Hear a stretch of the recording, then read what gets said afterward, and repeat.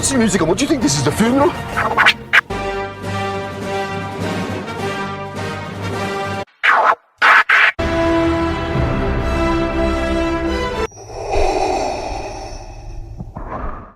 Yo, yo, yo, yo.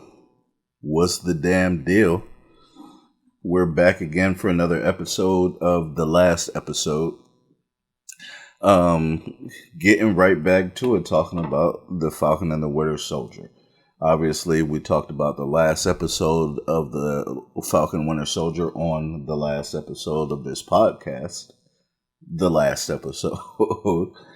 And we got to get into the finale now. There's interesting shit that happened. And we're going to talk about some of it. We're just going to talk about my thoughts on the show overall now that it's concluded. I'll let you know what I think in terms of if it's better than WandaVision, and we'll get have a verdict on the show essentially, and give it some Mickeys. You know what I'm saying? So it's a rating system. We're Disney. We're doing Disney stuff. Obviously with Star Wars and Marvel.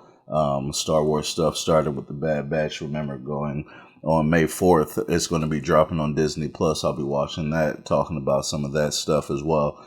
And so when we do our rating systems, we're going to use Mickey Mouse because obviously it's an overarching Disney thing. You get it, you get the feel, you understand.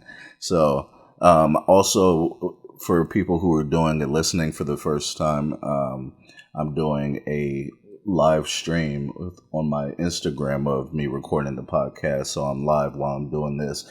We already know it's, Pop the Trunk production, and we don't do a lot of cutting out and editing in that regard. Anyway, if I cough, the cough is going to be, included. If I sneeze, if I burp, it's all going to be in there. So, it's just all part of it. You know what I'm saying? That's how we get down.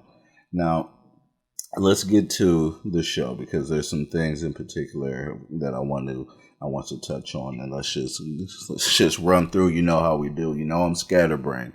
If you listening before, I'm scatterbrained. My notes are scattered, and that's how we get down. I'm drinking my coffee. I'm always drinking my coffee when I'm doing the pod. Give me an extra little boost here, but let's talk about Sam's new outfit, first of all. Different from the original Captain America's, in which it should be, so I'm good with that. I thought the helmet part, of it's not even a helmet, right? Just the headpiece that goes with the uniform is a little extra for me. It looks a little odd, but overall I like the suit. I said before in a previous episode that when we're talking about, Sam and picking up the shield, the mantle, and being Captain America or Captain Falcon or whatever he was going to be, we know what he is now, but at the time how we were discussing it and didn't know exactly how that was going to transpire. And I mentioned, you had space on the back of your damn suit to put the shield, so that shouldn't have been a problem. And we saw that it wasn't. The way he used the shield was great, except for the fact when he was fighting Bad Truck and he threw the shield, and the shield it hits. Bad Truck throws a chair, and it knocks the shield out of the air. It's obviously because you can't throw it with the same amount of force as Steve Rogers, because you don't have the super soldier serum coursing through your veins. So it's just going to be some things that are different. But we got a new Captain America now, guys. We got a new Captain America now. And no, he's not Steve Rogers. And Steve Rogers was great. I love Steve Rogers. We've talked about that as well, how other people love to be disrespectful to Steve Rogers, but I like to give respect, put respect on his name, because he was the true Captain America. I feel that when I watch him, that's Cap. You know what I'm saying? That's what I felt. Well, now we got a new Cap, and he's black, and he can fly, which is fucking awesome. I've always wanted to fly. when I was a kid. That was one of the things that I always wanted. You talk about kids and wanting to have superpowers, be invisible or super strength and all that. The main things that I always wanted were either to be extremely fast, because I've always been enamored with speed, so I've always loved the Flash, and to be able to fly. I've always wanted to be able to fly. That'd be awesome. I even remember reading a Goosebumps book. I used to read those Goosebumps books when I was a kid, and there was one about a kid figuring out basically how to fly. And then he wasn't really a cool kid at all, and so he learned how to fly, and then he was cool. But then the bully learned how to fly too, and then he's like in a race with the bully, and the bully started flying before he realized the bully could fly. So now he's mad, and he starts losing his flying ability. We're going too much into Goosebumps. You know what I'm saying? I digress. This isn't about that. It was a good book though. It was one of my favorites. Favorite of the Goosebumps series as a kid, probably because motherfuckers was flying. Now, the speeches that he can give, it works. Like that's a part. You have to be able to inspire. I feel like that is another part of being Captain America, and Sam's got that shit down.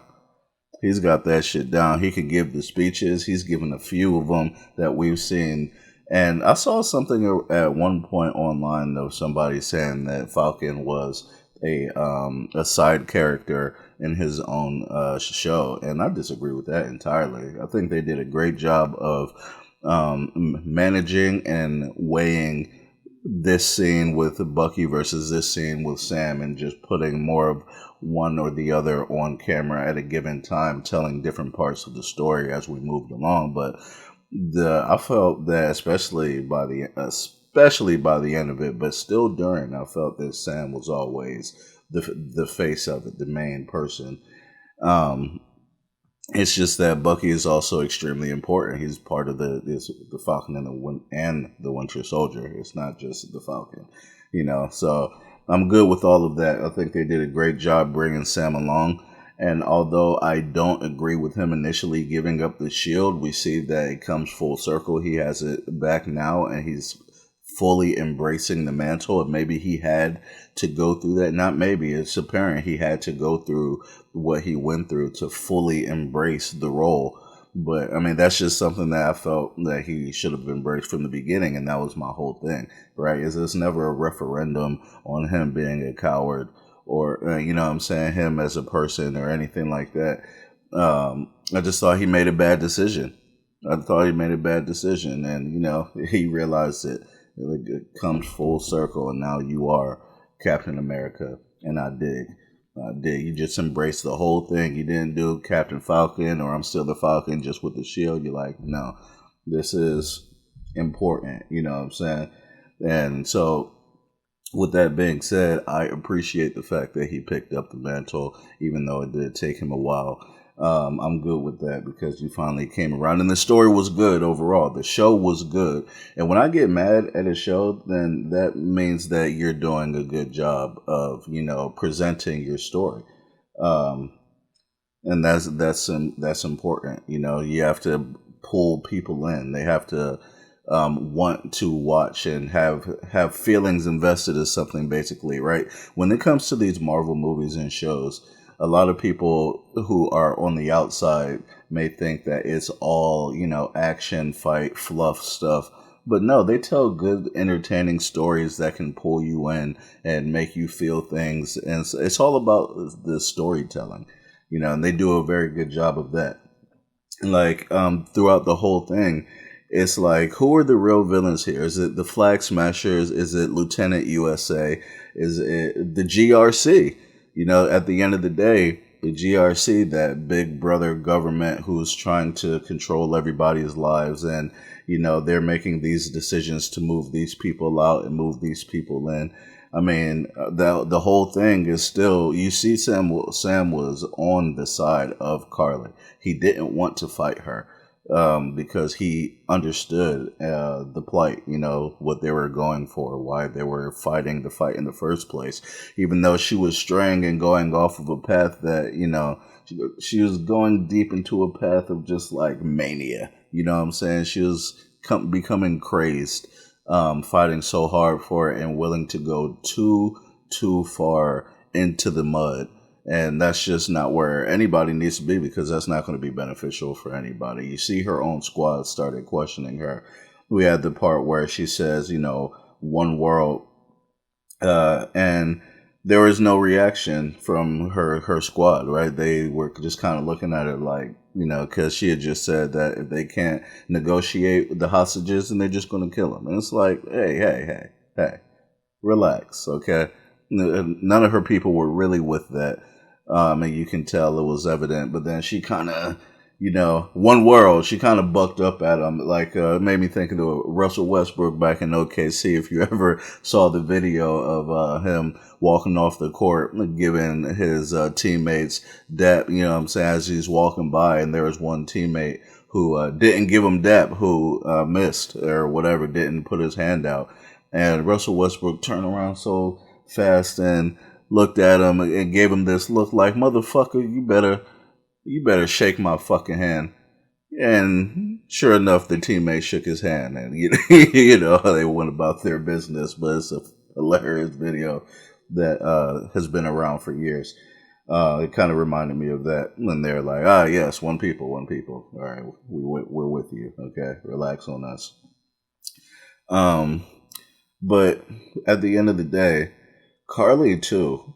The person who played Carly, I didn't look up her name, and I need to, because she did a great job. She sold it. I believed her. The fight scenes are fun. I like her style, how they have her fight, because it's not polished.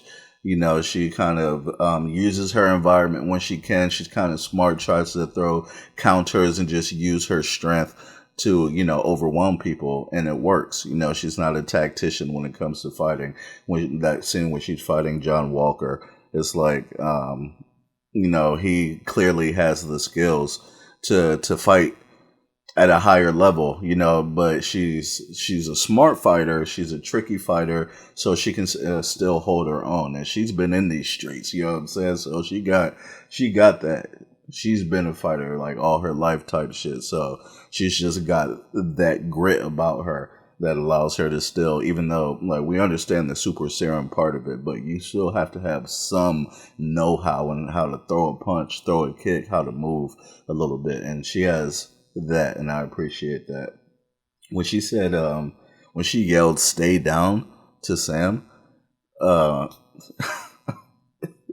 look on her face, the tone and the voice, right? It was powerful. It was a powerful moment to me. Like, it gave me chills just because, like, I thought it was just so damn good. Like, I felt like I might be watching something live, a fucking bug on the wall, seeing this in real life, and she really feels this way. You could feel the pain, the anger, the frustration when she yelled that "stay down" to Sam, because she also didn't really want to fight Sam, but she was willing to. And it fucked me up a little bit when she pulled the pistol and was ready to let him have it because of that. Before she didn't want, as she said before, she doesn't want to kill anybody that wasn't, directly tied to what she's trying to accomplish. Which is also why she had the most disrespectful line of the series when she said that Lamar's life wasn't important. I didn't mean to kill your friend. He wasn't important. You don't think Lamar's life was important? No, not to me in my fight. Wow. You just told my best friend who you just killed. Yeah, you're going to tell that to me? Yeah, you keep that shit to yourself. Just apologize or something to move on. Like, just leave that part out, okay? You don't have to say that part because it's fucked up. And it's just going to piss me off even more. I'm sorry about your... Fuck you. Okay? But, yeah, that part was crazy. But she looked like then when she pulled that pistol on Sam that we saw she was about to pull that trigger because things had changed. When, Sam did what he did in picking up the shield and shit and donning the moniker of Captain America. Well, now you're part of this establishment that I'm fighting against. You heard what she said earlier when she talked about the shield and what the shield means to her, which is not a lot. actually quite the opposite of how we feel. She has disdain for the shield and thinks that it should be destroyed. So of course, anybody who is running around with it, she's going to feel the same thing towards. And obviously, that was the thing there when she's trying to get Sam to fight her back, and she's ready to pull the trigger on him. It's like you've crossed over into this other side of this, that now, I mean, you're with them. You're with them. But Sam is just so damn pure, man. He's so pure, just like, Steve Rogers. So we have that continued. I don't doubt him. Like I did Lieutenant USA right off the rip. He just didn't even look right in the damn helmet when we first saw him. He never looked like he should be Captain America. But Sam, he is pure. Like the speech that he gave there in front of the police and the senators and all of that is the most important speech in MCU history. I'll say that again. It is the most important speech in MCU history. It was just, it was long enough, and it addressed it. What the fuck? It addressed multiple things. The country and the world's past and the power that the people have and what you do with it. And he's speaking for the people in a way that, touched us before when Steve Rogers used to talk, because his thing was always defending the people. It was always about the people. And Sam is taking that up as well. And the important part of all of it is why. And that was the thing that he was broached on. And I say this because it's always been something that's important to me. Nuance is important. Why things are the way they are, why they happen, why people make certain decisions is always extremely important. Think about it, right? Some people, you can apply this to many facets of life that people just don't. When you get upset about immigrants coming across the border and shit in droves, well, why are they coming over here? Why are they coming over here? Why are they risking their lives knowing that they can be put in detention centers and, just sent right back and locked up and mistreated and their kids separated from them? Some of them send their kids by themselves without any adult supervision, to make these trips to cross the border. Why are they doing that? Is it that maybe it is that bad where they're coming from that they would do anything? They're literally risking their lives for a chance at a better future. Like, it's not knowing if you're actually going to achieve it, because you can just get caught and now you're put into a detention center or whatever the fuck is going to happen from there. But they're willing to risk all of that because where they're coming from is that bad. So instead of demonizing these people, why not empathize with their situation? What can we as a country do to help their situation? Instead the government sitting up here, they always want to drop their fingers into the bucket of whatever country is overseas to, because they have interests here or there or whatever. But right in our basement, there's something going on the other side of the border that's making people run away in droves. Why don't you try to focus on helping those people and those conditions from where they're at, improve, and maybe, they wouldn't want to leave. People love their homes. People love their homes. Even when things are not necessarily ideal, people most of the time will stay in their homes. I know people in Philadelphia, family members who don't necessarily love the fact that they're in Philadelphia because, it can be a little rough sometimes, but it's home. And they're not talking about leaving because it's home. People feel like that all over the world when it comes to their homes. And you have people leaving, running from their homes. It's, you know what I'm saying? The violence in some of our neighborhoods. Why is there so much violence in those neighborhoods? Why? And what can we do to address that? People are upset. It's a combative place there, people are constantly angry because of the poor living conditions that they're in, or they're fighting for turf or territory to find some way to make a buck because businesses in the area aren't hiring, or there aren't many businesses in the area at all that offer any real opportunity for advancement or bettering your life.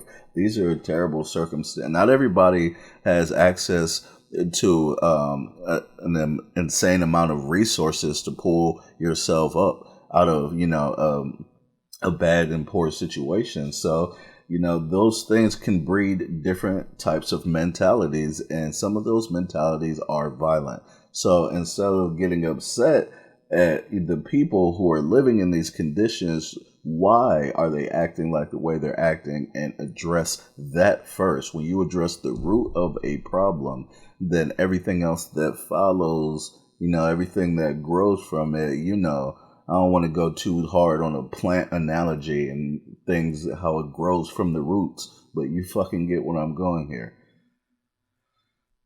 So, yeah, with all that in mind, and just why and how it can be applied to many different facets in the show, in real life, I feel like that speech was the most important speech that the MCU has given us so far. It was a phenomenal speech.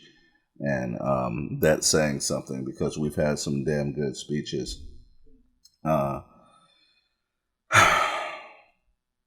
was a good episode. It's been a good show, man. The Sharon Carter thing, as the power broker, I don't know. It's a little on the lame side.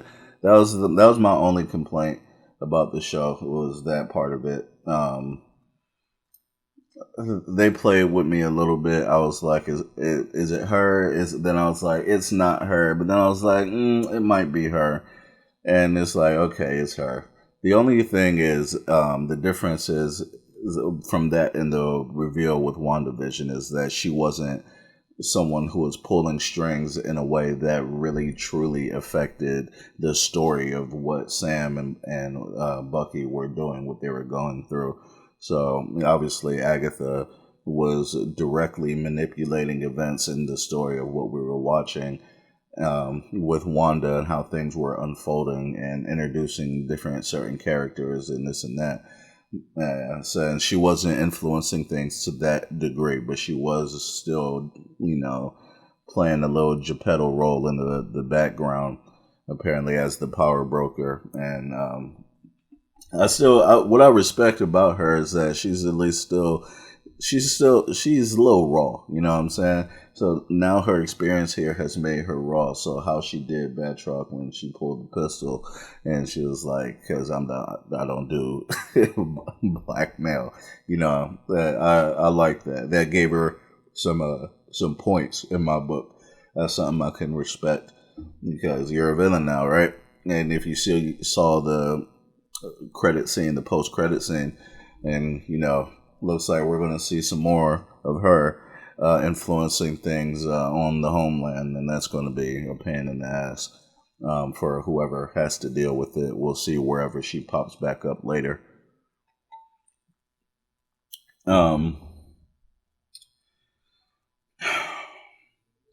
This show is kind of like, since we know that Captain America 4 is coming now. If you didn't know or didn't hear about it, breaking news, motherfucker. They're making a Captain America 4. So this show almost served as like a reawakening for a great character in Captain America, and with a great guy and an intense story that almost turned out to be like an origin story for Sam. For Sam's version of, Captain America.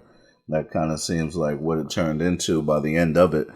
And everybody's had one, who's played a main character, and they gave my man 6 episodes for his origin of it, and that's so aspect of it that I think is cool.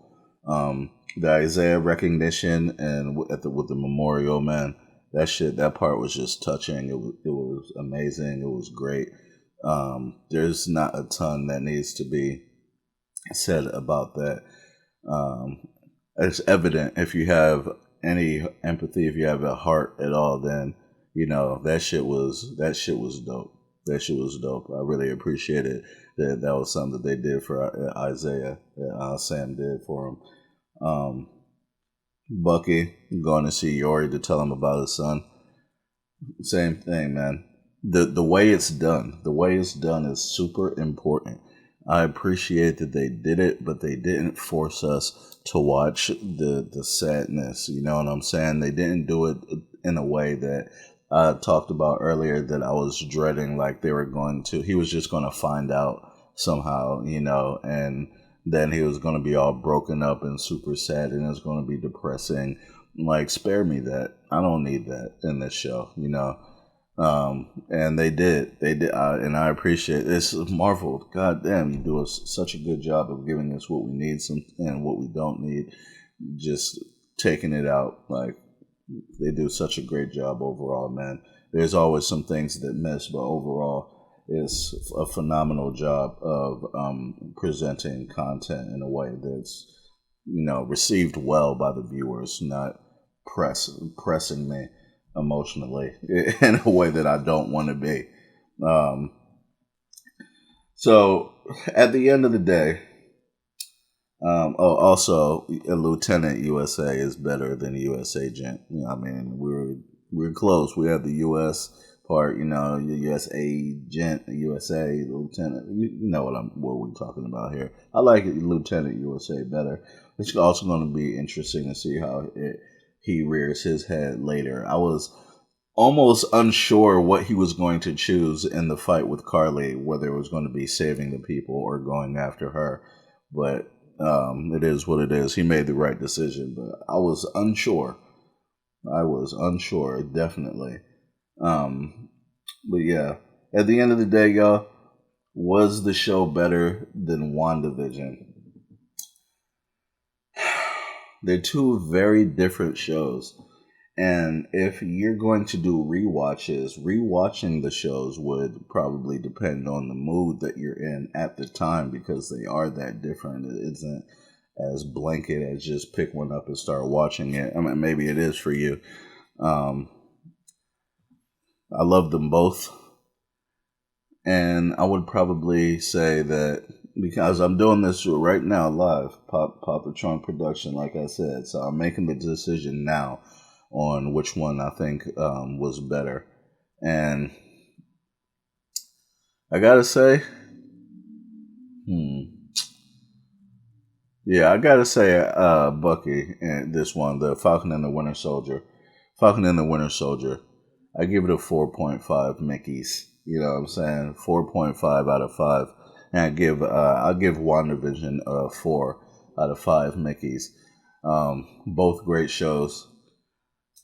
But yeah, this one being a little bit more real life, and the intensity of it throughout really had me pulled in and dialed in from the very beginning. The fight scene and with the flying through the air with the helicopters with Batroc in the first episode, it was very dope from the very beginning. The relationship between Sam Wilson and Bucky is phenomenal. Excuse me. They have great chemistry. Everything they do flows well together. They play extremely well off of each other. And it was just more satisfying in a way for me because of some of the real life topics that it touched on. And WandaVision was just all pure entertainment. Which is fine. I love that shit. I'm a Now You See Me fan. I've probably seen the movie Now You See Me like 10 plus times. I love that shit. So just watching a movie or a show strictly for entertainment does not rub me the wrong way whatsoever. But I would probably just have to say the Falcon and the Winter Soldier is a little better for me, which is dope because that also shows progression, right? You're getting a little better and a little better. And my hope is that Loki is going to, be even more amazing than both of the first shows have been. And I look forward to that. But right now, I'm going to go ahead and wrap up the podcast because it's time for me, for the first time in a year, to go back to the movie theater and see Mortal Kombat.